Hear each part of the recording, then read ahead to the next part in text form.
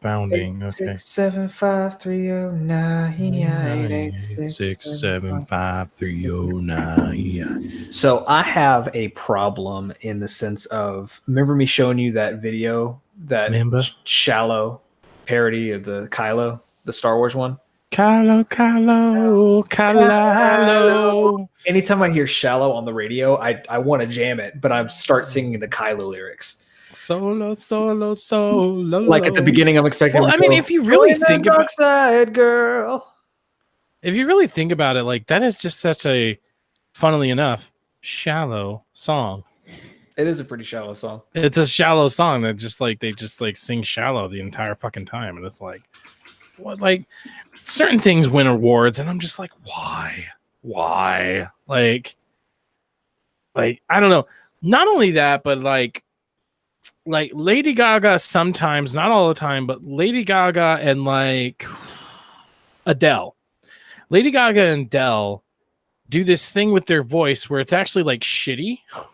Their voices are shitty and they're cracking and they have like rasp in their voice or whatever. And they somehow got record deals, you know? And I'm just like, I'm from choir. And so like, I'm used to having like this crisp angelic voice or whatever. And yet these people have like a bad voice. Like even if they try to hit a high note, you can hear them kind of go, and it's like they got a record deal. Meanwhile, you can have this, you know, singer from, you know, Oakland or like or I guess Nashville is probably a bad, but like Tennessee or something. You can have just like Mountain Home, really, really small town in Idaho. You can have a singer from Mountain Home that could probably sing circles around this person, but they don't get a record deal. I mean, you know the answer to that question already. No, I don't. It's because they sound different. They don't sound the same. Like they're cutting against the grain. Nick, do me a favor. See if you can click on either of those and see, because they don't have any ads. What are you talking about? I just posted 2 links in the drive. In the drive? In the doc. Oh, in the doc. Okay, in the doc. Okay. Yeah, they don't have any ads on them, so see if you can load them. What was I going to say? Something I don't care about. Oh, so I'm getting caught up on 911 finally. You weren't before? No, I didn't see any of the new season. I'm only missing the most recent episode. Well, okay, the last episode I saw was after was the whole thing with Maddie and her husband, like that whole episode. But where she in the woods and everything. Yeah, dude. Here's the thing: like last season, like the first half of this season that's on, like it got me so emotional, and I was like, if Fox cancels the show, I'm gonna be so pissed. And then the start of this one, like the chimney retrospective episode, I was sitting there going, literally, if they cancel this, I will fucking get pitchforks. Because dude, I was like, fuck, I wasn't bawling, I wasn't really crying, I teared up a couple times, but that chimney episode. Oh, but the reason I brought it up is because we're talking about Adele. The end of that episode with Maddie and her husband in the woods. Did you notice they were playing that Adele song at the very end? I don't. Okay, it wasn't Adele though. What song is it? It's the one that I've seen a lot at weddings recently. Oh, my back is killing me today. Oh. By the way, I can't load any more windows. Like something is seriously up with my computer. Like when I loaded those windows, you started going, or at least your video did. I could still hear you just fine, but like your video started like fucking. Which means like to the viewers, it was probably me that was going. Ching, ching. Okay, my back is killing me. Really gotta get started. Make you feel my love. Make you feel my love. I can't do any justice, but anyway, I was sitting there like listening to it. I was like, I like this song. I was like, wait, that's not Adele. I was like, yeah, Adele was probably too expensive to get for that bit. So they had to cover it. Your case. But yeah, I could offer you a embrace to make you feel my love. I sing that to Zoe Ann because the real version comes on. The male version comes on. Ooh, in the shadow. Oh, crap. How's it going? In the shadow, and the stars appear. Holy shit, that text is There's no one here. There's no one here. Dry Your tears. I could hold you for a million years to make you feel my love. I know you haven't made your mind up yet, but I wouldn't do you wrong. Serenading you on this pre-show, boys. Oh, by the way, are we from the moment that we met? No doubt in my mind where you belong. I go hungry, I go black and blue. I go crawling down the avenue. No, there's nothing that I wouldn't do to make you feel my love. Yep. By the way, are we out of a job? Because that's what I read on the Discord. I know. I mean, this is really just for nobody. This is for own jerks and. All right, let's go ahead and get started.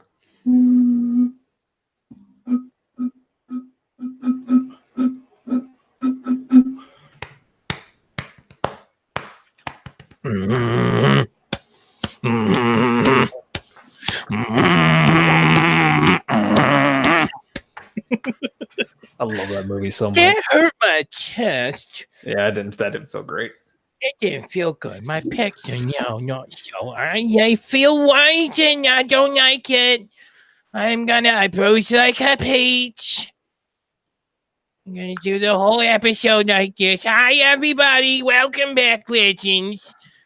And welcome to another HUBcast. I hope you've had a good time in Kings Canyon.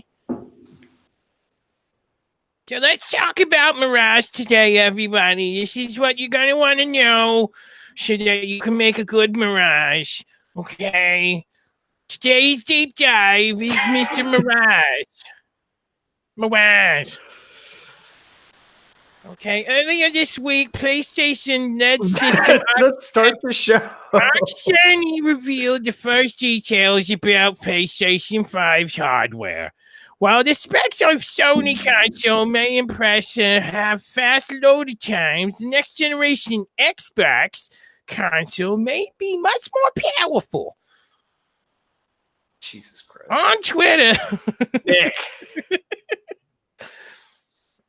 I can also do okay, when I do voices, like I don't count them as like impressions because it's like this, but it's not spot on. So I don't like calling it an impression, but I can do like my kind of Jason Statham voice or whatever. Like, let's see if I can do it. Give me a second.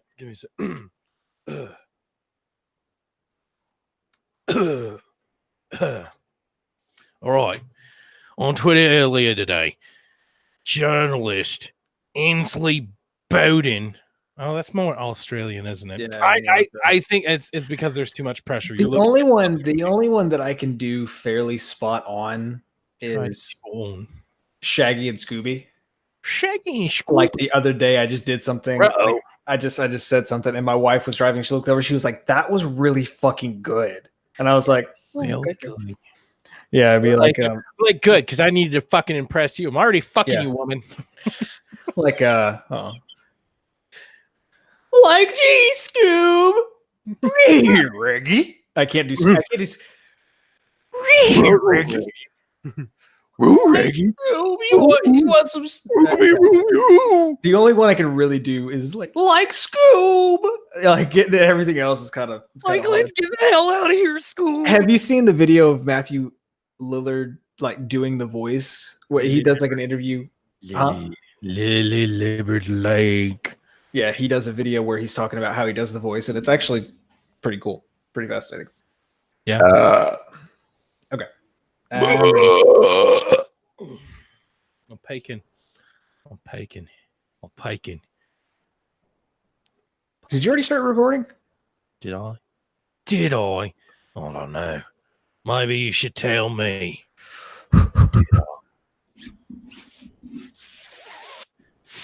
Mine doesn't work as well. All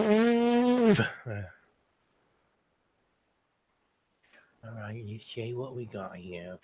My audacity's not coming up, guys. Up there he is. Just taking his sweet time. See, like, even that one, like, you could consider, like, the scientist from Simpsons, but, like, I don't watch The Simpsons, so it's really just, like, a nerdy scientist, and like, he's saying with his glasses, and he's got, you know, maybe he has some acne on his face, but it's gonna go away soon. I got some ointment for it, and the dermatologist told me that it should be going away any day now. Of course, that was 5 months ago, but, you know, doctor says it, so. I can't wait to get my stuff in so I can actually get a studio set up, because I'm getting tired of my, like, fucking just trash room that I'm made. Certainly trash if you make it trash. Yeah, I have made it trash. You gotta believe. Everywhere. Yeah.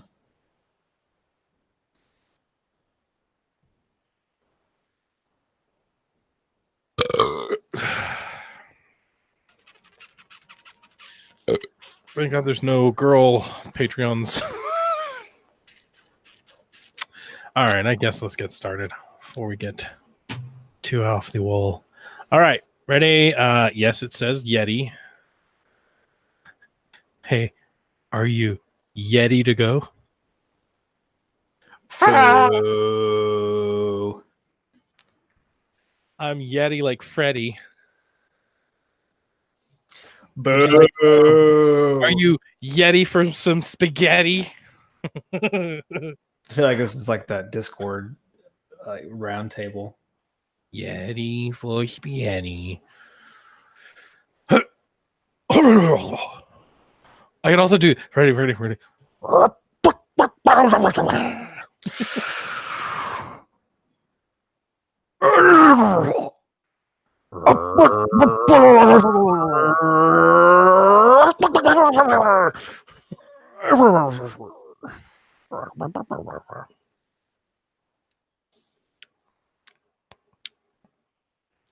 Are you ready to record? Am I? I don't know, Dave. Am I? Am I? Am I? Am I? Am I? Am I? Am I? All right, recording on 1, 2, 3. Oh, you're such an asshole. Dude, why didn't you start? Jesus. Okay, ready? I'm ready when you are. All right, recording. 1, 2, 3. 1, 2. I don't know how bad my delay is going to be this time, so keep a good eye on it, because I don't know. Like, my computer is just like jumping around. I do not like it whatsoever. If you need to close the Hangout tab, go ahead. I mean, yeah, I can minimize it, I guess. But even literally just grabbing this and dragging it over, like, I don't know, it's taking a lot longer than usual, I feel like. So I mean, you can, like I said, download that app called CC Cleaner that cleans out like all your backlog stuff that's just slowing your computer down. It's free.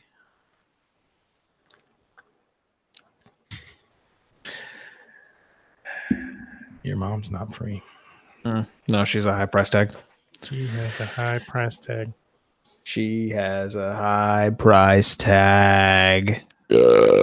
God damn it! Why are you making burp so much? Jabbar. I mean, oh my god! Oh my god! Oh, Oh my god. oh my Okay. god! But Oh my god! Look at it, boy. Oh my god! When the rain is flowing in your face, and the whole world is on your case, I could offer you a warm embrace to make you feel my love. When the evening shadows. Jesus Christ. You can call me Nick, but you know, flattery is welcome. Jesus, what is going on here? Let's just get this shit going here. Let's get this show on. Onward! In upward! A dairy. Legendary. What's up, legends? Welcome back to the HUBcast. I am your host, Nick. Here with me today, as always. Oh, you already know it's Nate. I mean, I need no introduction. You don't? I don't. No, thank you. Oh. It's me. It's Nate. Hello. Hi. How's everybody doing? Well, then we should just call you Thing 2. You don't need an introduction. I don't like that. Cut that shit. Nate, how you doing, buddy? I'm doing good. I'm doing fine, I guess. I'm doing good. Before we drop into Kings Canyon, let's get some grinding out of the way. You can go to our Twitter at Apex Legends Cast, or to our Gmail at Apex Legends Hubcast at gmail.com. You can contact us there. Give us some reader mail. Give us some questions to talk about, or any tips and tricks that you would like to give us. Also, our TX3 Productions at TX3 Productions on Twitter. And if you like what we do here and you'd like to support us, you can go to our Patreon at patreon.com/ThreatX3 Productions. We appreciate all of our Patreons, which is Mavcop, Danny's, and our boy, I'm not gay, I'm Kevin. Danny's nuts. Yeah. This is family friendly, sir. Okay, sure. Fine. Sir. Alrighty. So we got a care package incoming. So the big news of the week. Do you see what I did there? Yeah, I did. Yeah. You didn't have to explain it. I feel like you just ruined the moment. Boys getting some love. So I hate that patches do this, but the patch 1.1.1 right? Hold on. 1.1.1. Okay, I'm just making sure I got enough ones in there. But Thick Boys is probably the most, fuck me, right? Just right up the ass. And call it macaroni. Cut that. But the Thick Boys are the ones that got probably the most. What am I trying to say, damn it? Most love. They got the most love. No, that's not. I mean, I've already said that part. So, like, what am I trying to say? Thick Boys got the most attention. There we go. I'll just go with that because I can't think of exactly the word I was looking for. All right. The Thick Boys are the ones that kind of got the most attention. And that is because they now have a second passive, which is a plus 10% damage reduction, which they call Fortify. And so Gibraltar and Caustic are the two biggest hitboxes in the game, basically. Even after them adjusting the hitboxes, which, I don't know the science behind that. I mean, okay, they adjusted the hitboxes and they kept reading the data. I'm sure that's what they were doing. That was one thing that they kind of put in like the public, forums and everything, like, hey, we're looking at the data, we're always constantly trying to keep our eye on this, basically. And so even after changing their hitboxes, they're like, okay, well, we still need some type of reduction, and so that's what we got. We got a 10% damage reduction. What are you thinking about this? So the thing that's the most interesting, especially from the actual patch notes themselves, is they bring up Pathfinder in this too. in terms of when they're talking about thick boys, Pathfinder's included. I didn't realize Pathfinder's hitbox was of the same caliber as Caustic's and Gibraltar. But basically what they say after that is that they did the testing and Pathfinder's really didn't change, like as far as with the Fortify. So they're doing something separate with him. They're not just they're not doing the same thing with Pathfinder. So it's primarily the big boys, Caustic and Gibraltar here. So that's what I found interesting, was that Pathfinder was lumped in there, and I guess I just never realized that his hitbox was the same size pretty much. I mean, I guess you wouldn't think so, since he is like kind of skinny in a way. So I mean, the main things that they changed was obviously the Fortify for both Caustic and Gibraltar, but then also for Caustic, the gas damage per tick it was increased from 1 to 4. So now if you're inside the gas, it's no longer just a minor annoyance. It's giving you a little bit more, I guess, agency to go ahead and go, okay, I need to get the F out of here, right? Correct.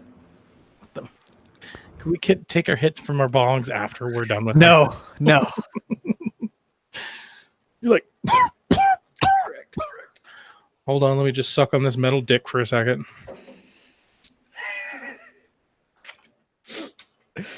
You can cut that too. I am. Except for you Patreon users. You get all the metal dick jokes. It's just all metal dick 24/7. That's what you pay $6 for. Just metal dick. Oh. Speaking of Pathfinder. Okay. So, pretend I said I set you up. So now it gives you more agency to get out of the gas. Yeah, there were a lot of like really minute stuff that they added to, but it's also, they consider a lot of quality of life adjustments. So that's one of them. Another one with Caustic is his ultimate throw distance increased from 28 to 33 meters. Right. So for all you nerds out there. Yeah, exactly. All you Europeans with your metric systems. Screw yourself, man. Yeah, how many inches is that? I need to know in inches. We all need to know in inches. That's not something I think I would have really even noticed if they didn't say anything. Like now that they said something, I might. But again, Caustic in particular, I don't run a lot. Yeah, that's a good point. Yeah. So it's one of those. But Gibraltar got some love too in terms of it. I feel like this one's a little bit. Hold on, I have a gas joke. Okay. So Daddy had a huge meal of beans and broccoli, and so the damage is a little bit more. Boo, boo, boo. Poo on you. Poo. I got the poo on me. You can cut some of that. This is gonna be an editing nightmare. I can already. Oh man. Well, I mean, keep in the beans and Frank joke, but then you can cut the after party. Yeah, I will. All right, you can continue with Gibraltar, I guess. So with Gibraltar, the thing that I think is going to be more useful than anything is they increase his gun shield health from 50 to 75. Yeah. So although that seems very incremental, think about it in the sense of when Call of Duty changed their health from 100 to 150. I mean, even though it's Call of Duty, is this a Call of Duty podcast? I mean, it's not a Call of Duty podcast, but I mean, Call of Duty is the most recent shooter that's in the mainstream that's changing things. That is direct correlation. So even though 15, there's a 50. Oh, hold on. I can't. Is it? Even though 25%. 25. You got your math right? Yeah, it is 25. Okay. Even though 25% doesn't seem like a lot, it actually kind of is. So that one I think is going to be more noticeable than Caustic's throwing distance by a couple meters. Yeah.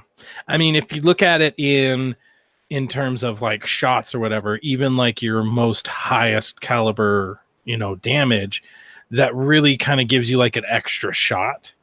So in that extra shot, you can kind of hopefully turn the tables, like, and especially like shotguns, for instance, because they're such widespread. If they're not right on you, one shot might get rid of the 75, but they'd have to be like literally right on you. And so I feel like that little bit is enough, especially if they're trying to get you with, maybe an assault rifle. So maybe they're mid-range. They're getting you with an assault rifle. It's going to take at least 3 shots, maybe even 4, depending on what they're using to get through that shield now. Whereas before it was like 2 or 3. And in a multiplayer game where it's as frantic and as fast as this game is, 2 or 3 shots difference, 1 or 2 shots difference can make or break an encounter. Definitely, absolutely.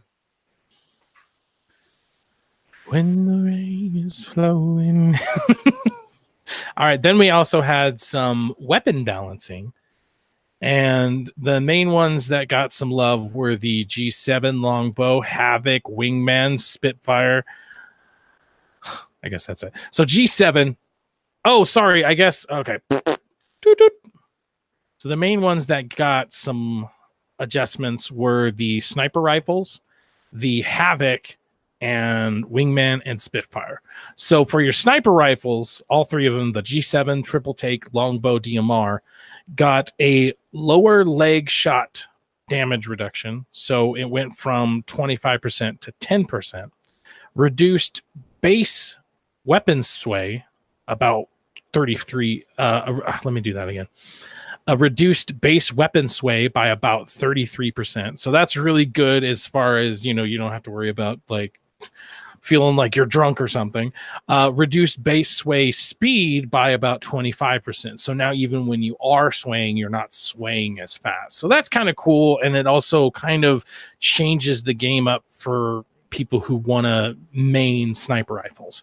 Then more specifically for the longbow DMR, it increased the fire rate from 1.2 to 1.6. And so I guess going back to what we were saying about the 1 or 2 shots being a difference in this fast-paced of a game, if you get that extra split second to get a second round off before they are able to, that could be really good. Then they increased the magazine size for the base 5 to 6, for the common 6 to 8, rare 8 to 10, and the epic 10 to 12. So now your top tier is 12 rounds. So it basically doubles from the base, obviously. The Havoc increases the base magazine from 25 to 32. And I feel like for the fire rate, that's probably a really good base, right? Yeah, it is. Any increase in magazine is going to be beneficial depending on what the weapon is. Of course, if it's an overpowered weapon, then any kind of change you do needs to be very moderated. But in terms of the Havoc already has like it's very slow, well, not very slow, but it has its slow like charge rate until it actually gets to start firing. So I think that it's beneficial if you add like firing rate, especially to any kind of LMG or like heavy machine gun. So it's definitely wanted or warranted. Yeah. Then it's charge beam. It reduced cost per shot from 5 to 4, increased the close range damage from 55 to 5. Once again, that kind of goes back to what I was saying before. That basically adds on 1 less shot you might have to take. Increase the damage at range from 45 to 50. Close range damage fall off increase from 35. I don't even know what that means. 35 meters to 75 meters. I know. Like, what's the M stand for?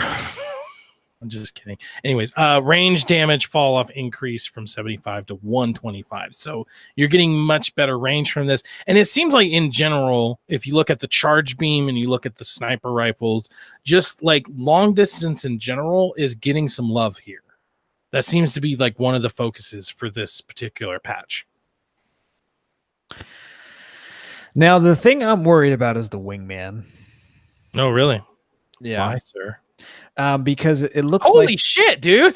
Yeah. Sorry, you can cut that. I didn't realize they fucking 6 to 4. What the fuck, dude? That's why. It's a revolver, for fuck's sake. So what the reason why I'm worried about the Wingman is they didn't, I don't think, really gave it any love. They took some love away from it. So what they did was they reduced the magazine size. So your base mag is going to be reduced from 6 to about 4, which doesn't really make any sense. If you don't have any kind of an extender on it, you might as well not pick it up. If there's not a or if there's not a wingman and a mag right next to it, don't even pick it up, because 4 freaking rounds, like, to me, like, that seems like, okay, I keep saying, let me do that over. Let me do that over. Hold on. So, I mean, if you don't have the wingman and a mag extender right next to it, you might as well not pick it up, because 4 rounds is ridiculous. And it just seems like you were saying before, it's just getting less love rather than everything else has been getting more love. So I don't know. It seems off to me. Well, it seems like it's fair, because they did do so. We'll cover the Spitfire here in a second, but the Wingman and the Spitfire both seem to be kind of OP weapons to a lot of people, so they may be trying to moderate that. But basically, following the magazine from the base, your common extender is going to be from 8 instead of 8. It's going to be 6 now. Rare is only dropping 1, which doesn't make sense, from 9 to 8, and then the epic one's dropping from 12 to 10. Yeah, I don't know. I want to know from you guys. Go to our Twitter, go to our Discord. It seems weird to make it from 6 to 4. This is a revolver after what? I want to know. God, what did I say? Fuck me. Oh, going from 6 to 4. I mean, that just doesn't make sense, because after all, this is a revolver. Revolvers typically have, 6, if not 5. And so this just seems like a really weird change to me. And so the main question I have for you guys on Twitter and Discord is, would you have rather them lower the damage rate? I personally would have rather them see lower the damage than lower the amount of bullets I'm able to put out, because I don't know if they did some internal testing and so that's what they came up with, was the rounds rather than the damage. But to me, I personally would rather just lower damage than lower amounts of rounds, because then you have to reload, and I don't know. So that's what I want to know from you guys on Discord. Go to Discord, go to our Twitter, let us know. Do you like the reduction in ammo, or would you have preferred damage? So now, on the Spitfire, again, taking away some love, they reduced the base damage from 20 to 18. Mm-hmm. They also reduced the magazine extender attachments as well. So common mag, instead of 45, is going to be now 40. Rare is going to be from 55 down to 45. And the epic double, geez. And the epic extender is going from 60 to 55.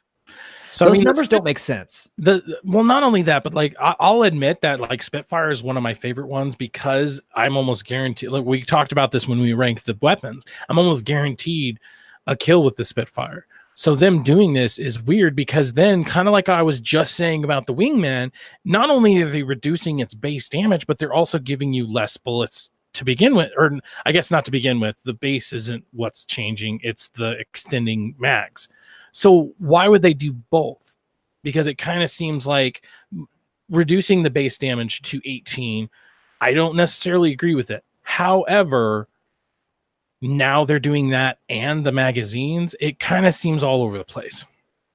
Yeah, if they did the same thing with the Wingman, reduce the damage and the magazine size, that would be like, okay, you're definitely trying to nerf this. Mm-hmm. But my whole thing is like, why reduce the extended mags, but not the base? I mean, I know it's an LMG, so it needs to have a high amount of, especially compared to assault rifles, it needs to have a high magazine. Right.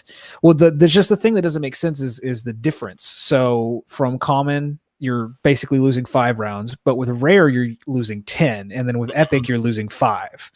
So what's so special about rare that you're losing 10 rounds? The only thing I could think of is it goes 40, 45, 55, like, but that doesn't seem to like make more sense. I mean, jumps up by, I don't know. Yeah, this is a little weird, because even if you think about it, from the way it was before, is that from common to rare was a jump of 10, then from rare to epic was a jump of 5, and so now we kind of have it the other way around, whereas the jump from common to rare is only 5 and rare to epic is 10. So I guess if you technically look at it that way, that does make sense, because the epic jumps up 10 instead of 5. But then, like, I don't know, I guess I would have rather like just 10 the whole time or 5. I mean, we're getting into the super minute details. I hope you guys are here for all the meters and stuff, because we're giving you all of them. Now, the last thing is they did make some adjustments to gold weapon attachments. Mm-hmm.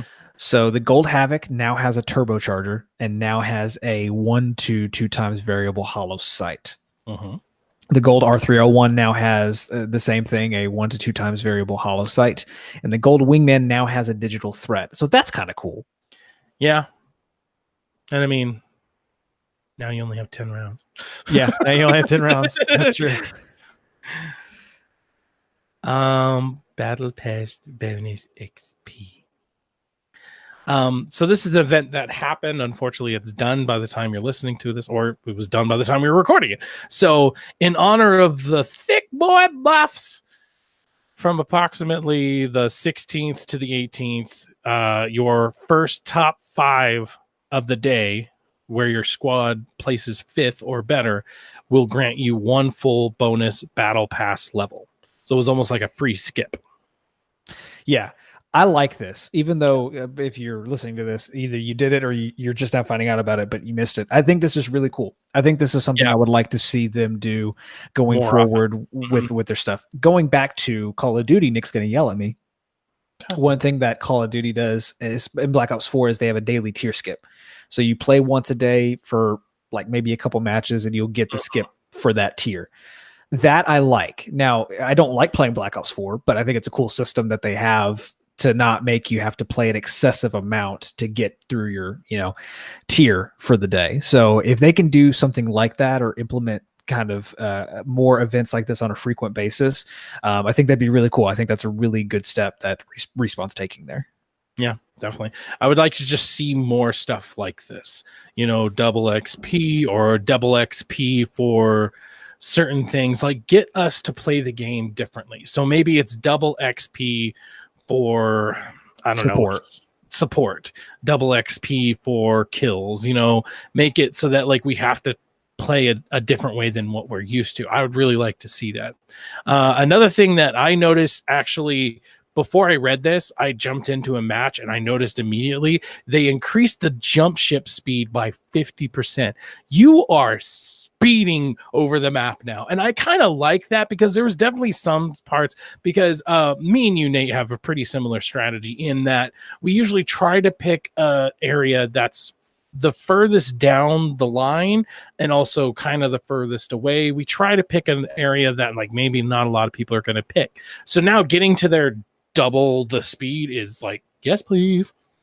Yeah. And I noticed the last couple of rounds that we played, it seemed almost like a slog. It seemed almost like a slog just getting through, like going to where we're going to go. Because especially the last one we did, I think, what did we head to the arena? Yeah. And it was like, all right, checking my watch. It's taking a while to get there. So when do you usually jump? Oh, I usually jump about 1,000, and that's when MavCop decided. I'm like, I was gonna say 1,000, not 1,100. But yeah, just some quality of life fixes, some kind of general all around noticeable stuff, and some stuff that's just kind of like okay. But again, going back to like the Wingman and Spitfire, I can see that this is them trying to do their best as far as balancing what weapons are considered OP. So we'll see what they do. We'll see what they do going forward. Yeah. I mean, they're going to extrapolate data, get their meters together, and their synapses are going to be firing. It's going to be awesome. It's going to blow you away bigly. Boy. So that's all we have for you in the care package. Really good patch. Some really good notes from it. And I like most of it. Kind of didn't like it. Like some of it. So let us know what you guys thought about the patch, what you have been experiencing after the patch. Do you like it now? Do you like it less? Are you more or less likely to choose Gibraltar? Are you more or less scared when you come up against a Gibraltar caustic? Let us know. You can let us know at TX3 Productions or at Apex Legends Cast. You can let us know there on our Twitter. All right, now it is time for the topic of the week. I might let you take lead on this, Okay. just because I guess I don't know what direction you're wanting to shake it, so I'd rather just give you my feedback rather than.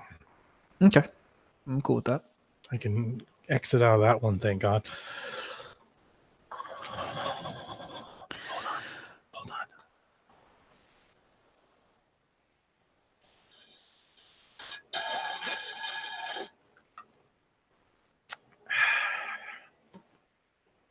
Are you done yet?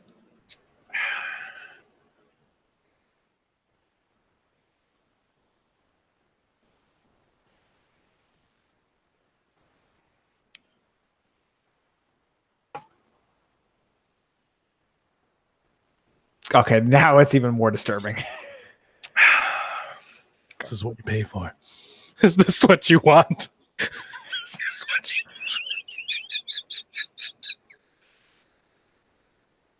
What have I become? Your mom. Jesus. Okay. All right, so the topic of the week is Jesus Christ. All right, so the topic of the week is not going to be Apex focused specifically. So this is going to be a little bit weird, but stick with us here. It's kind of some really exciting news. With us, we'll go slow. Right. So if you haven't seen, Mark Cerny came out. He's one of the lead architects on PlayStation and kind of broke down and revealed the details about what the PS5 is going to be.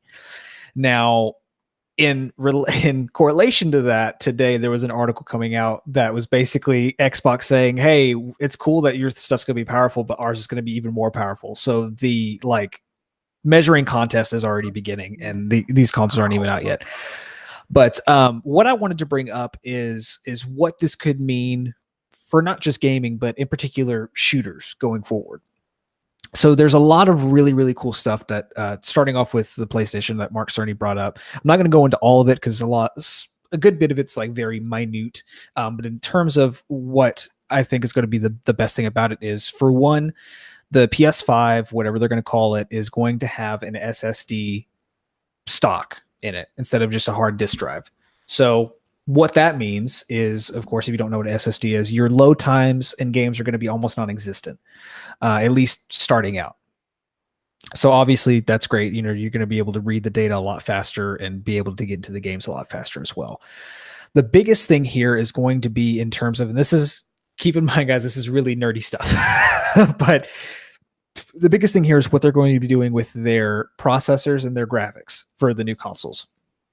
So with the PS4 and Xbox One, when they came out with their processors, they were based on AMD's like Jaguar processors, which were mainly designed for mobile stuff. So it looked good, but of course it could look better. The ones that are coming in these new consoles are going to be based on AMD's new Ryzen chips, which are the ones that we're already seeing used mainlined in PCs. So there's not like a generation behind as far as the tech goes. It's going to be pretty on par with what you could buy just straight for your PC. So that's going to mean a lot of different things. It's going to mean that it's going to be way more powerful than the previous generation, which we're come to used to by now. But especially with their GPUs, they're starting at least PS5 with AMD's Radeon Navi hardware. So what all this like technical mumbo jumbo is that I'm saying is that this could mean a lot of really cool advancements in this next generation for shooters in particular. So one of the things is that they're going to bring ray tracing graphics to game consoles for the first time with this new graphics card hardware, which ray tracing we've just seen recently with NVIDIA's RTX line. And we're going to see it in the next couple of years in these consoles. So that can mean a couple of different things. One of them, that we might not be locked at 60 frames anymore. You might be able to get the same frame rates that you can get on PC, 120 frames per second, on a console for the first time, which would just be ungodly. I mean, think about playing Apex at 120 frames on a PS4, or sorry, on a PlayStation or on an Xbox. I mean, that sounds pretty.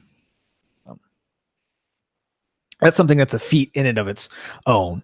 So what I really wanted to talk about is, do you think that, because obviously we see trends, Do you think that we are going to see a massive shift in how especially shooters are going to be developed for these consoles pretty soon going forward, or do you think it's going to be about the same?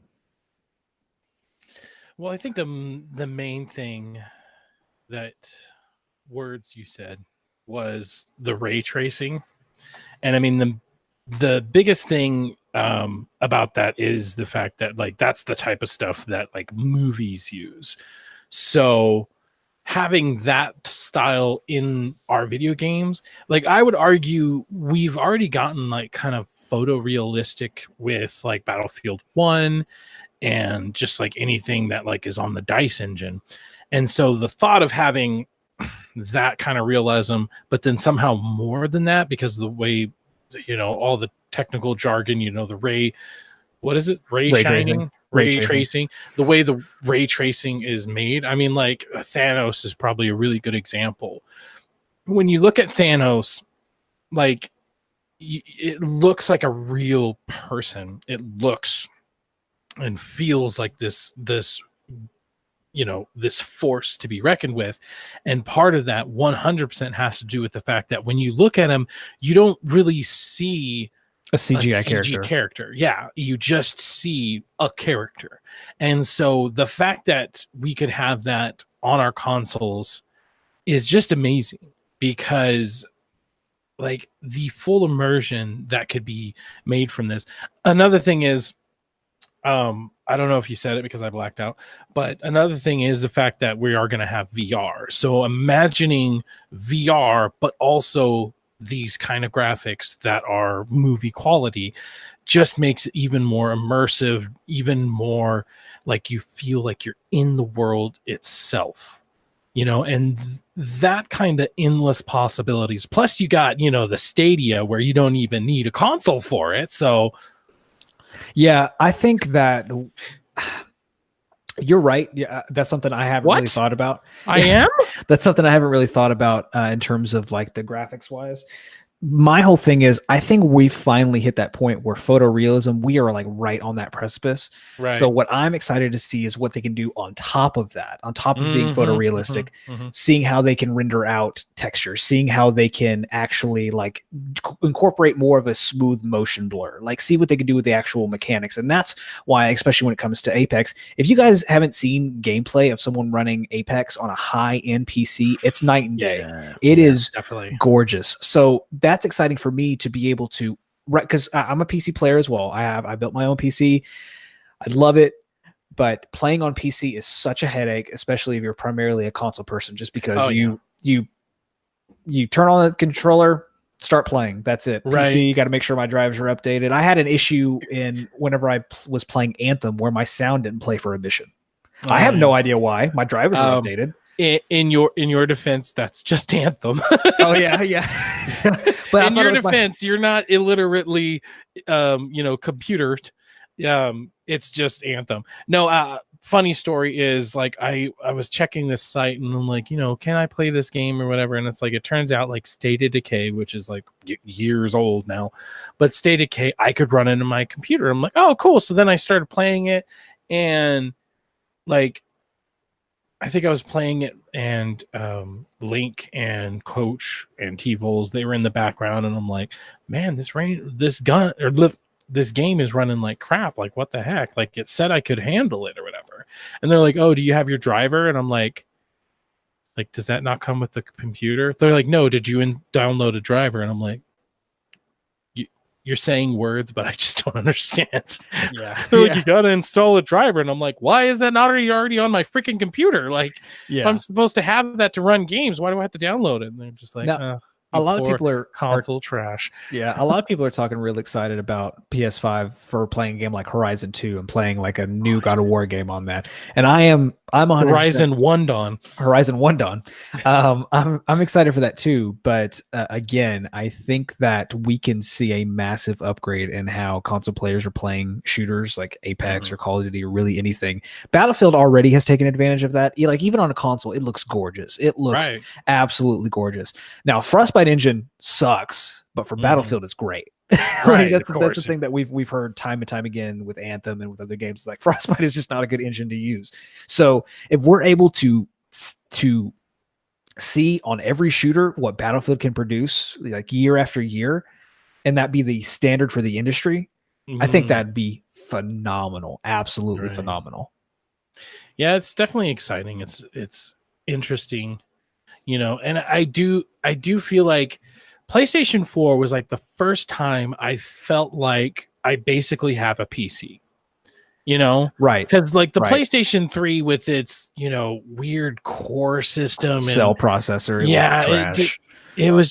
it was so hard for people to develop for, and even the people who had been doing it for years, they really didn't perfect it until like the end of it when they had like The Last of Us. Yeah, it's one of those that I had predominantly that generation. I was predominantly an Xbox 360 player, and it wasn't until towards the end that I actually got a PS3. But I remember, like, I've always noticed visuals, but I could always be like, you know, oh, that looks fine enough. I remember specifically, I had beat and played through Black Ops 2 on Xbox.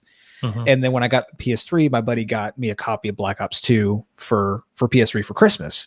And I played like a mission that I'd played over and over again. I'm like, this looks noticeably terrible.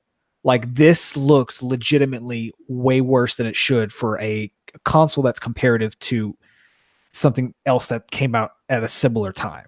Right. And it wasn't until like couple years later that I actually got into the architecture of it. I was like, oh, okay. And then you can even talk about games like Skyrim. Skyrim's the biggest offender of the cell processor, of how it ran pretty well on Xbox 360, and then it just did not run on PS3 whatsoever.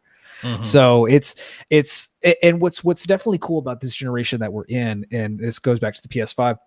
PS5 is going to be backwards compatible with PS4. We kind of knew that was going to be a thing, but the reason why that is because starting with the PS4, it's basically a TV PC.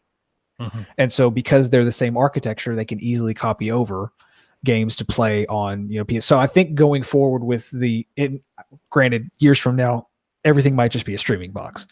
But going forward, starting with the PS4 and Xbox One, there's not going to be an issue with backwards compatibility anymore, which I think is phenomenal. Thank God, right? I mean, the thought of like being able to play a game like Apex. So let's bring it back to Apex, right? Because this is the Apex podcast. But anyways, being able to play a game like Apex, but now I'm being able to play it on what is essentially like an ultra setting type of computer is really exciting, because like until you experience 120 frames per second, it's hard to explain to a console peasant why 120 frames is important. It's just like VR. You look at like science, for instance, and science tells us that we can't even see more than 24 frames per second, which is BS. So, well, right, but I'm just saying science, bitches. But anyways, like that's why it's hard to explain like why 120 frames per second is important. You know, it's like, do you really even notice the difference? Like that's what's so confusing about it. But until you do experience that, and I can say that, you know, firsthandly, like until I saw like VR is another really good example. You started to say that until you see VR and you experience it, it's really hard to explain, because like you can see a video of a VR on YouTube and it 100% does not do it justice, because what you're not getting the 3D effect of it. When something's close to your face, it feels close to your face, you know, and it's like you can't get that in a YouTube video. And so when you watch a trailer for I don't know, I guess let's just say Resident Evil 7, and it's in VR, and all you see is that there's the hands moving around in a weird way, and it's, you know, jolting its head around. Like when you see that, it's, you know, it's just like, okay, yeah, this does not look good. Why? What is the big deal about VR? Like until you experience it, and it's like with and you have it like on your face and you're in that world, it's so hard to explain. And I mean, obviously we can equate that to frames per second until you get there, until you understand really like why is it important to literally have double the amount of frames. It's like a good example going to VR is like the London Heist. I remember seeing gameplay and like trailers from stuff at like Best Buy or like on YouTube of what the London Heist gameplay on I think it's the VR Worlds. Yeah, I think that's it. Yeah, VR worlds. And Or I'm like, that looks cool, but it looks kind of like it looks kind of bad, like right. graphics wise. But whenever I put it on and tried it at a buddy's house and was like bobbing and weaving my head and like aiming up to shoot, like it was like, oh, this feels like this is what VR is. And you know, I hate when people talk about, oh, you can't notice the difference. The biggest example I've ever had is love the Batman Arkham games. Played through them multiple times on Xbox primarily.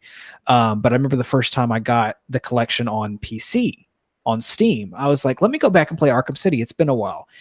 It was in 60 frames. Immediately, I was like, for one, I noticed this. For second wise, I like it better in 30 frames. Like some games I think are better in 30 frames. Like just seeing it in 60, I was like, okay, I'm getting a little nauseous. Like it's running too fast. And I don't think it looks near like too many graphics. With Batman and stuff, like that game is cinematic. I think it needs to be 30 frames, you know? So some games, but like Apex and shooters are the biggest one.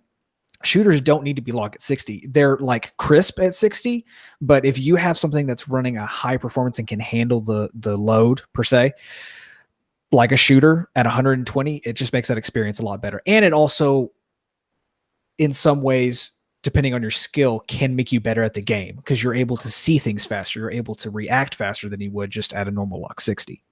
Yeah, definitely. Now, as far as I brought up the Xbox thing, the Xbox, there's no real news about it. All they really just said was, hey, ours is going to be more powerful. Ours is better. Yeah, pretty much.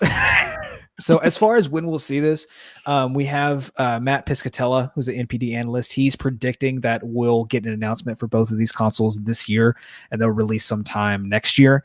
I'd say that's pretty much on par as far as if you look back at the years when the PS4 and the Xbox One launched. We're pretty much set for that timetable. So hopefully it's soon. Hopefully we'll be able to get our hands on these and experience what gaming is going to be going forward. Yeah. And I'm like, I think I'm less weary about this generation because like we were saying, it's pretty much just now it's a lot more like a PC. So I know that for a good year, maybe even 2 years, I'll still be able to play on my PlayStation 4. I don't have to feel like, oh, I have to change to the PlayStation 5 now. I will. I 100% will. Oh yeah, I will be that person. If I have the ability to, yes, I absolutely will. But I'm just saying, I like the comfort pillow, so to speak, that I can just like I can lay back and I can just wait. I like that security blanket. If you know. So now I do too, but I also hate my jet engine at the same time. I have a Darth Vader PS4 with the Battlefront edition, and I'm glad I wear headphones when I game because when I don't, the thing's just going. Sorry, listeners. Turn the vacuum off. Exactly, it's what it sounds like. So this thing will definitely need a break in the next couple years. Yep. All right, so that was our topic of the day. What do you guys think about the upcoming console generation? Or, what do you think about them darn console peasants in their poor, 60, 30 frames per second? Am I right? Like, screw that noise, eh? I don't know why I went Canadian. I don't either. I'm so sorry to our brothers up north. And sisters. Eh? Anyways, all right, so let's go into our deep dive of the week. All right. 2 days. Deep dive. All right, today's deep dive is Mirage. Mirage's passive ability is Encore. You can automatically drop and cloak for 5 seconds when you're knocked down. So this pretty much means that as soon as you go down, another version of yourself is going to. And oh my God, this is gonna be me, and I'm gonna start screwing up or whatever. So automatically drop.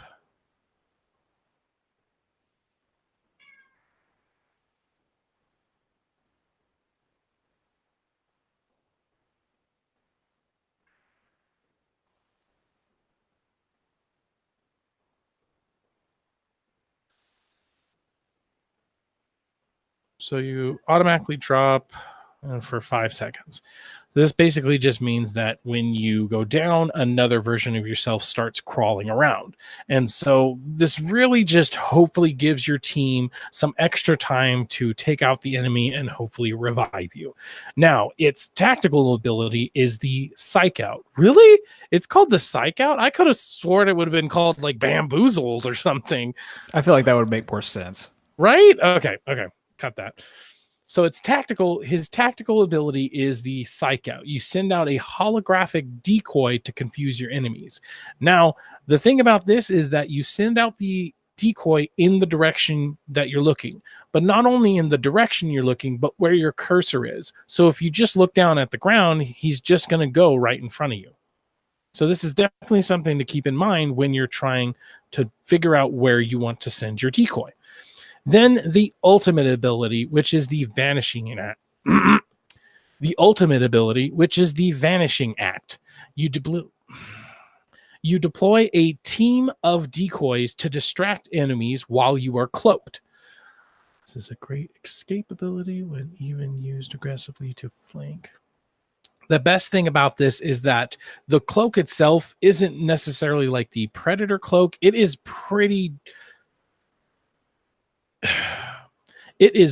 translucent, and you won't really be able to tell that much.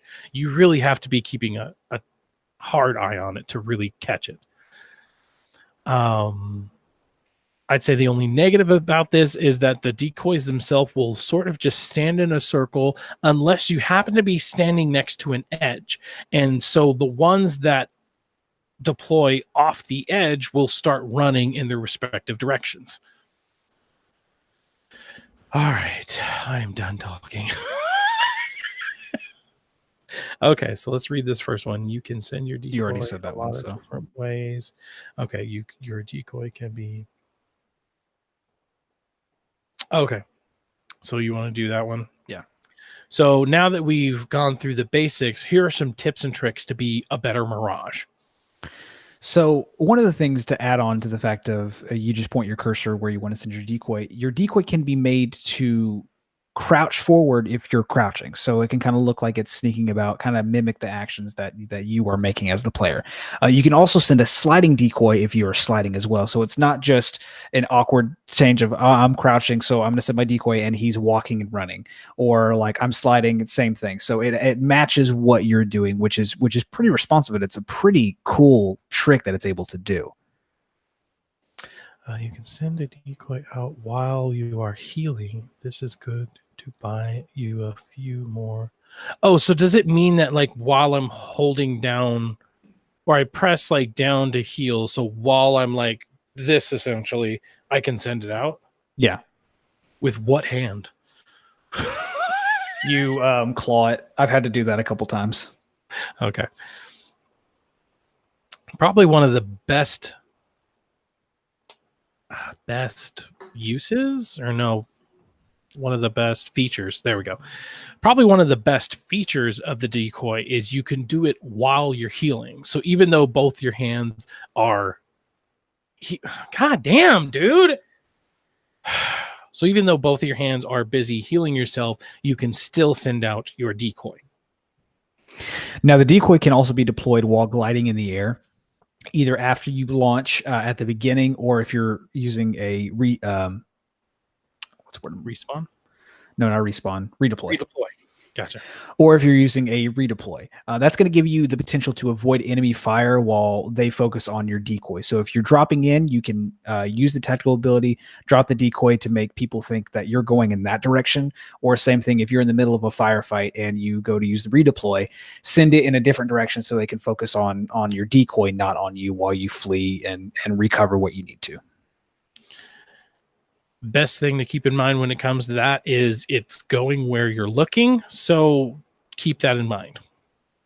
Where did that leave us off? This one? If your decoy is shot at or hit, yeah. We'll briefly place a marker where the enemy... Oh, I didn't notice that. Anyways. Now, the good thing is that your decoy doesn't just run out and that's all the uses it has. If your decoy is shot, it will briefly place a marker from where the enemy was. You can also use this if someone throws a thermite grenade, send a copy through the fire. Ooh. A real neat trick is you can also use this if somebody throws a thermite grenade. Deliberately put the decoy into the fire and you'll display where the player is. Now, you can also use the decoy to send it outside of cover to see if any potential enemies are nearby.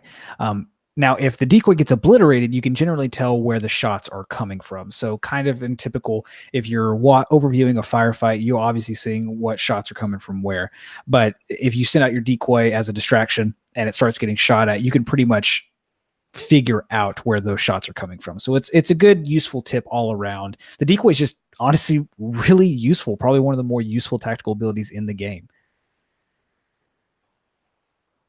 Now, if you are in a close quarters combat, you can send the decoy around one side of an object and then run out from the other. So that's kind of an obvious use of the decoy out of all the ones that we've listed, but it's still useful.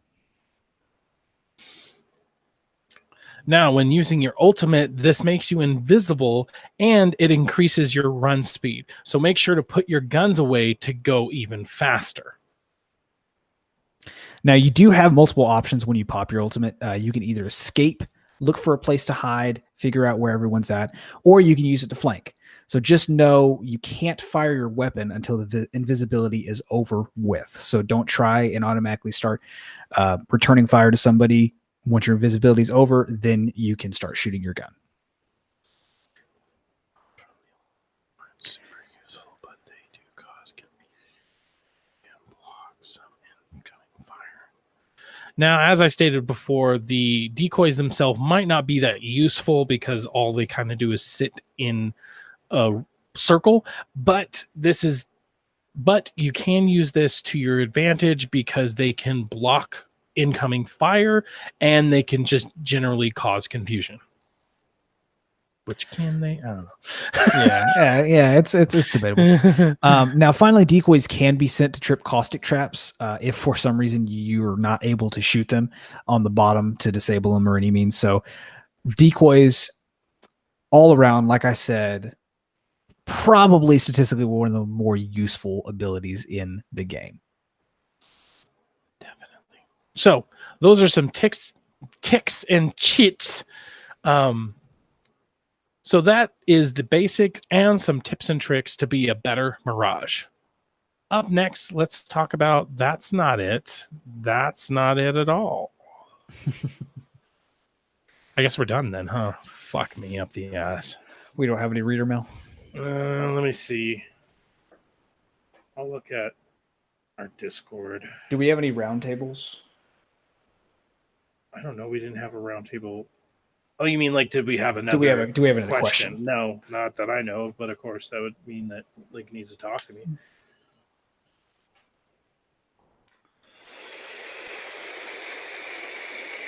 What was I doing? I'm going to HUBcast.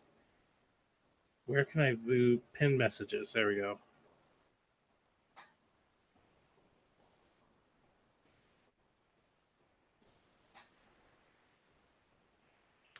All right, so then let's head into our last segment of the day, reader mail. Reader mail. That was dumb. Let's go into our last segment of the day where we read your mail. So suck it, Trebek. Put in another one. At the Weiler, since you guys like my last gameplay tip, I figured I'd try to give some more and help with the podcast. It's one thing I'd love to see more of. I'll give some simple, not so obvious ones this week. One thing I only more recently started paying attention to was that when you empty a mag and go to reload, the animation is slightly longer due to... What? Fuck shit. Okay. I'm just gonna suck at Trebek. So cut that last part out. So suck at Trebek. I'm basically gonna paraphrase the rest of it. But basically, he's saying that if you empty a mag and then try to reload, it's going to take a little bit longer because then you have to pull the chamber back. So a good thing is try to keep on in mind how many bullets you have left and do a reload before you're empty, because it saves you that fraction of a second.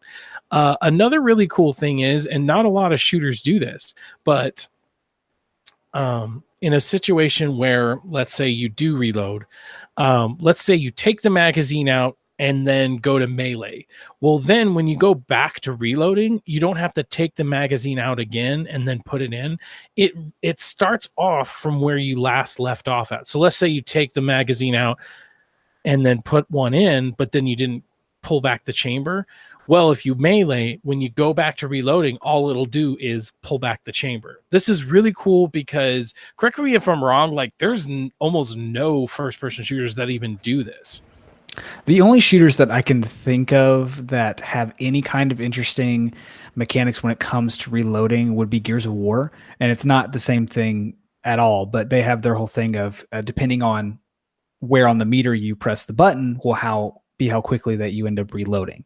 So I haven't seen any other game do something like this, especially when it comes to meleeing. And because typically if you have another shooter, if you're in the middle of reloading and then melee, you're starting over. So you're right. I haven't seen anything like that from another game. I don't know. Should we even like include it? Because like we don't. The problem is I don't fucking know.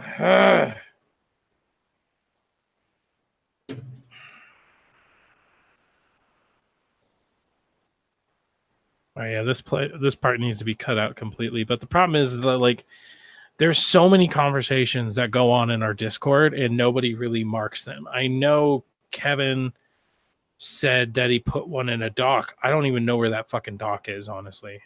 Topics, there we go.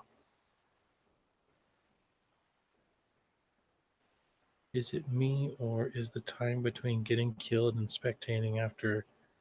Yeah, I don't know. I feel like there are so many conversations that go on, but like I can't catch them, and if I do, like I don't put them down. I don't have the time. We probably need to make a channel for like Apex feedback. That way, it's concentrated to a specific place. I don't know. That does make it a little bit different because, like, I guess I don't know. Or like a reader mail tab. Yeah, maybe let's do that. So let's cut this whole segment because it's just like we only have one. We don't have a lot. I'd rather just. All right, and so that's actually going to be the show for us. If you'd like to write into us, you can go to @ApexLegendsCast on Twitter or Apex Legends HUBcast @gmail.com. You can also go to our Discord. What? Oh, I was doing it for the pre-show, guys. Sorry. Sorry. Oh, okay. You can also go to our Discord, which will always be in the description or pinned to the top. Our latest episode will always be pinned to the top, and our link is on that. So you can go to our Discord, and actually in our Discord, we're going to be making a brand new channel just for reader mail and just for questions. And so you can kind of do an AMA, and so we'll try to look at that, at least take a few from those for the upcoming weeks. All right, so that's it for the show. Thank you guys for joining us. This was Nick. And this was Nate. And we'll see you down in Kings Canyon, where it's going to be legend. Wait for it.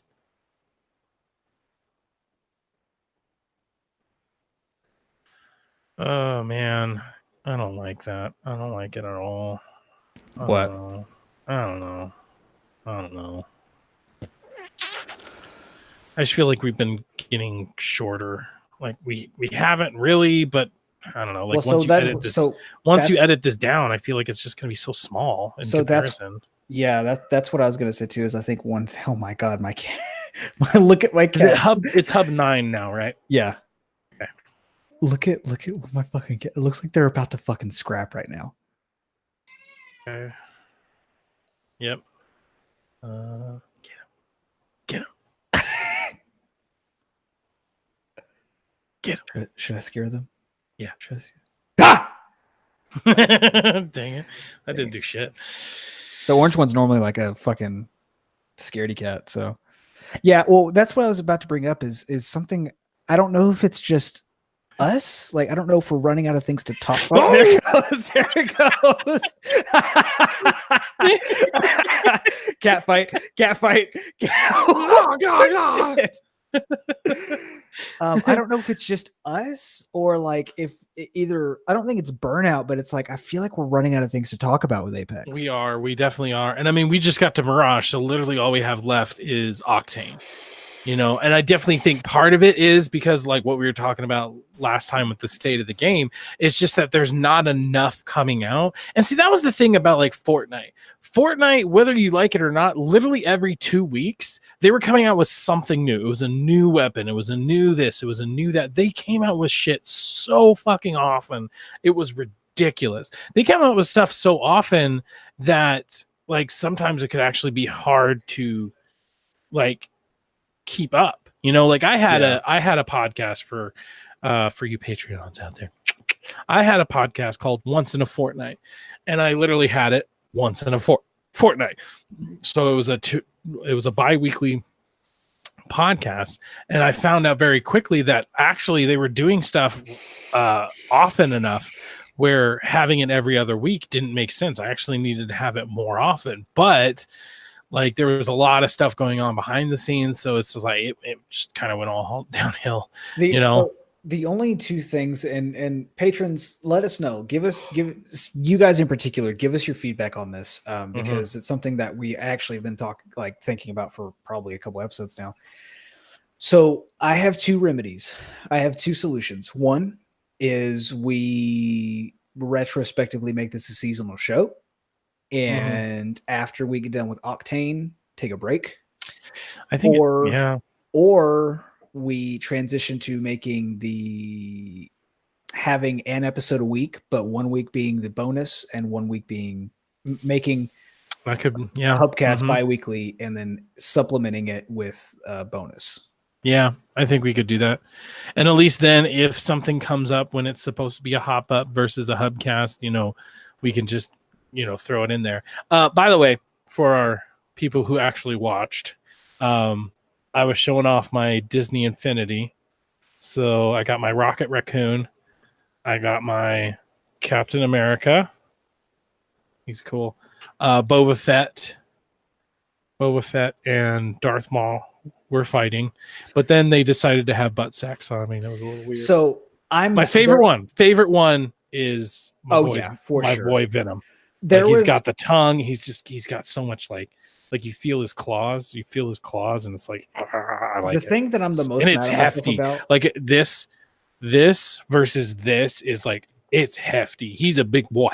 The thing that I'm the most mad about is that there was a period of time where my Walmart was selling them for like $3 a pop, and I just never had the money to like blow on getting a bunch of them, even though I wanted to. But like my friend Jake, he's way more of a collector than I am, and I like to think I'm a pretty big collector. He's got like tons of Blu-rays, tons of collections of Blu-rays, and he's got like a whole shelf of Disney Infinity figures, like mainly the Marvel and the Star Wars ones. But it's insane.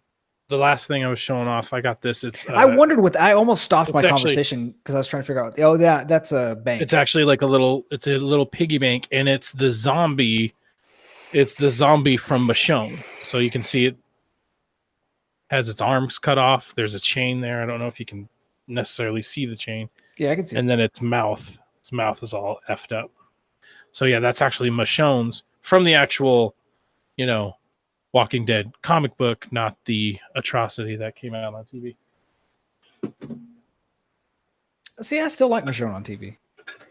Oh no, I like the characters, but what they've done to it. I got another little piggy bank. I have that somewhere in a box. Yeah. I love that thing. This is from my loot crate specifically. Like, I think one of my favorite ones was this one. Probably one of my favorite. Zoe Ann memories is that like proud dad moment where I showed her something from Star Wars and she just lit the fuck up. Like she was like 1. I believe this was either right before or right after The Force Awakens come out. But I got a clock. It's the Millennium Falcon. Does it work? Let's see if it still has some juice in it. I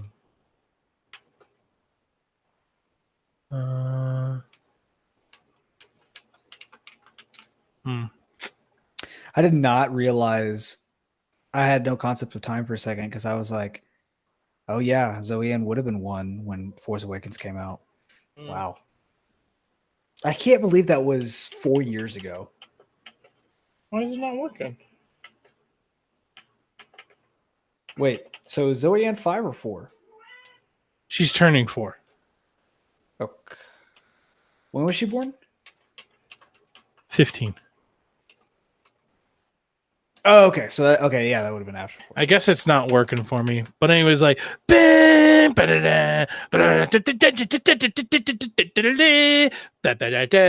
then this would light up. The engine would light up. But when that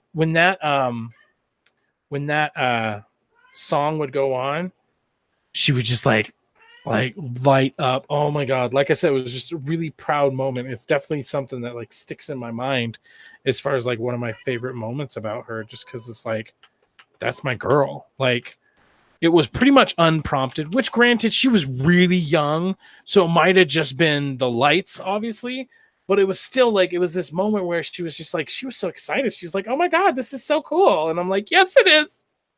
Yes it is. That's funny. This I actually got from a local place. They do their own thing. Kapow! Pow! Pow! I hate that. There's a story. I feel like I've told this on the podcast before, like on Nerd of the Third, but for any of you guys, this would have been years ago. So there was, I think it was like 2015. It's whenever my wife and I had our first place together. We were watching, what is it? What is that Nicholas Sparks movie with James Marsden? Who the fuck is James Marsden? He's Cyclops in the original X-Men trilogy. Okay. Let's see. Nicholas Sparks. Is he the main character or is he a side character? He's the main character. Nicholas Sparks with him. I don't know. The Best of Me. Okay. We were watching The Best of Me on Netflix, and I was like, okay, it's Nicholas Sparks movies are always hit or miss with me. So we're watching it. If any of you seen it, there's one of the things in the movie is they go back in time a lot to like give flashbacks to when he was a kid, and his dad was kind of abusive, and so, or he was an asshole father, kind of. And so there's a scene in the movie where his dad comes at him some kind of way as an adult, and he like just punches him and beats the shit out of him. And so while we're watching it, her cousin and her cousin's boyfriend come over I think they were borrowing something from us. I don't remember. And her boyfriend he talks very particularly. He talks like he's from East Texas, but like he kind of sounds like an East Texan version of what's the character's name from King of the Hill? The Boomhauer. Yeah. It's kind of like an East Texas version of him. So he walks in and like we're talking and he looks at the TV. He was like, he goes, this is what he did verbatim. He goes, oh yeah, I like this movie. This one where he popped daddy in the mouth like pow pow. And I was like trying not to make fun of him, but when he left, I fucking lost it. And then from now on, every time like that movie comes up, we see James Marsden. I was like, man, he popped daddy in the mouth like pow pow. Pow pow. That's my favorite. One of my favorite memories with my wife now is me and her got sick and we both had to stay home. And like my wife is like a career woman. She is not sick. And if she is sick, like her entire department pretty much is fucked. So like she doesn't get that often.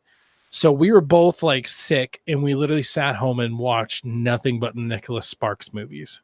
You poor soul. It was so much fun because it's like we just felt like shit. So why should our souls feel any different? So we watched the one with Miley Cyrus. We watched Dear John. We watched one of them where like somebody's singing. I mean, like it was just like any Nicholas Sparks that we could get our hands on. We just like we stayed home and we watched it. And it was just so cool, you know. And now literally every time we get sick, I always make the joke. It's like, all right, well, we obviously need to get some Nicholas Sparks on, and so it's just it's so. What's your favorite Nicholas Sparks movie? For a while, it was Dear John, because it was really the only Nicholas Sparks movie that actually made me cry. Because anything that has to do with like family, it messes me up. But probably The Notebook. I know it's kind of a cliche answer, but here's the thing: is I never watched The Notebook. Like I've told the story before, and this might not be one you guys remember either, but before my wife and I got together as a couple, before we got together as a couple, like we were just like hanging out. This was when we were like flirting and just kind of, you know, actually we may have been dating at this point, but anyway, I was over at her house and we had, which is now ruined part of our marriage in terms of us watching movies. Cause I basically like, hey, we, Avengers, like I think it was Age of Ultron's coming out, and I was like, we got to catch up. And so I forced her to watch like a lot of Marvel movies back to back. And so she was burnt out for a while. She was like, all right, we watched a bunch of movies you wanted to watch. Let's watch something I want to watch. I'm like, okay, that's fair. So she put on The Notebook. We're not even 5 minutes in. I think we got to the part in the first flashback whenever, or maybe it was after like we see them as like elderly people the first time. I was like, pause. So what's gonna happen in this movie is basically he's reading to her because she can't remember what's going on, and the past is, and the flashbacks from the past are them when they were younger. She stops and goes, I don't even want to fucking watch this movie anymore. I fucking hate you. I fucking hate you. And I was like, hey, like, I'm sorry. Like I always excelled in like storytelling and stuff like that in school. So sorry. So we didn't watch it until literally 2 months ago. And that was the first time that I ever watched it. And I enjoyed it. And then I was at hopefully not any longer, but I'm an ADT technician. So a house I was at, this woman would just decided to watch The Notebook while I was there. And I was like watching bits and pieces of it. I was like, you know, this movie is a solid movie. This is a really good story. And I'm like, wow, that movie had a bigger effect on me than I thought it would. Like I didn't cry or anything, but I'm like, that's a really heartfelt story. So it probably would be The Notebook. It's one of those that it's everybody's, but I didn't expect to enjoy it nearly as much as I did. Digging for gold. Yep. Got myself 8 carats. Okay. I can't remember them all, so I don't have one.